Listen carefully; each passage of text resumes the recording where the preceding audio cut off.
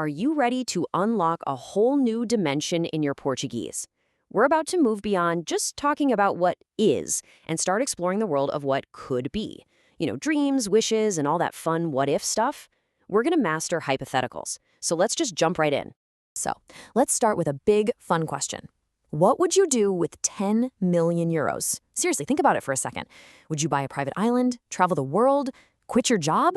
This exact question, well, it's the heart and soul of what we're learning today, how to talk about all the things that could happen. So welcome to what I like to call the what-if world.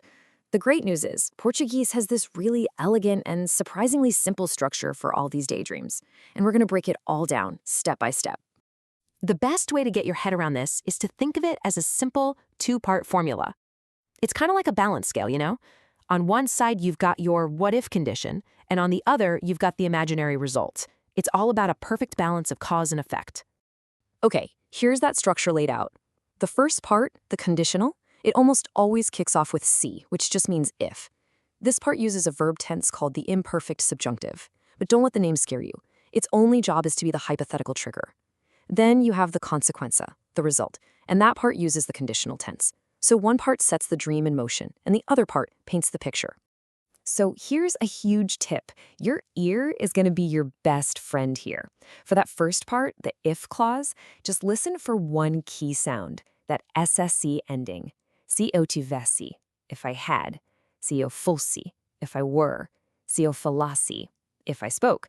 As soon as you hear that SSC, you know you're in the what-if world. It's your signal. And on the other side of our little balance scale, the result has its own signature sound too. And that sound is iria.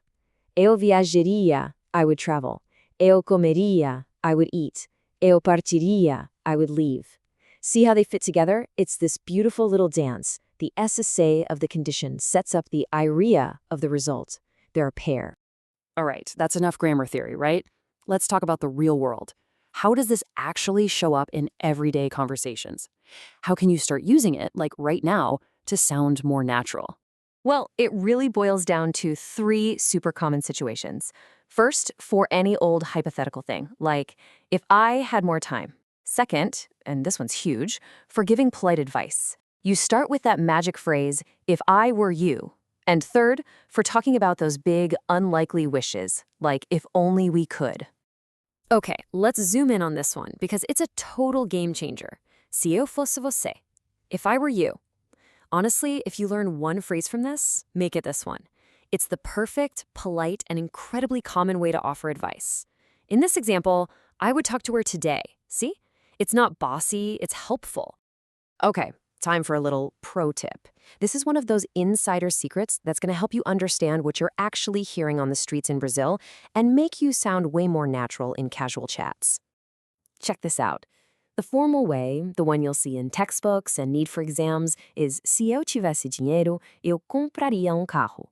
But in a relaxed conversation in Brazil, you are absolutely going to hear people say, eu comprava carro.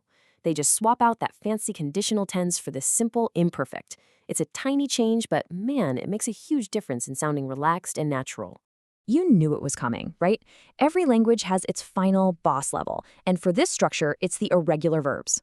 But don't worry, they are not nearly as scary as they look. Why? Because there's a secret formula, kind of like a cheat code, to master them.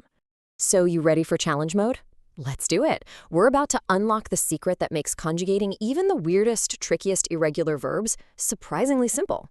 And here it is. The secret is all about looking at the past tense, specifically what they did. Take the verb for they like eles tiveram, they had. Now just chop off that rum at the end. What are you left with? Tive. That's your stem. So it becomes se eu tivesse. Look, eles fizeram becomes se eu fizesse. It works every single time for these tricky verbs. This little trick is the key that unlocks all of them.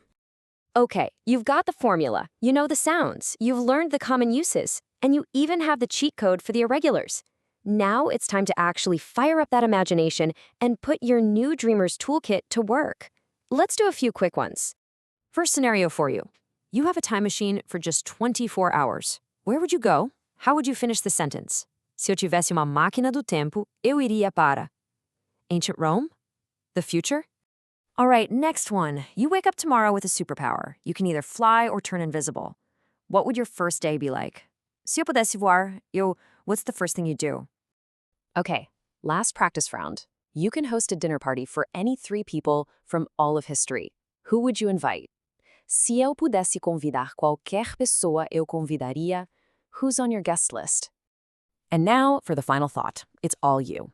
Your final challenge is to take everything we've talked about and describe your perfect weekend. Se eu tivesse o fim de semana perfeito, what would happen? Go on, dream a little. The power to imagine it and, more importantly, say it in Portuguese is officially in your hands.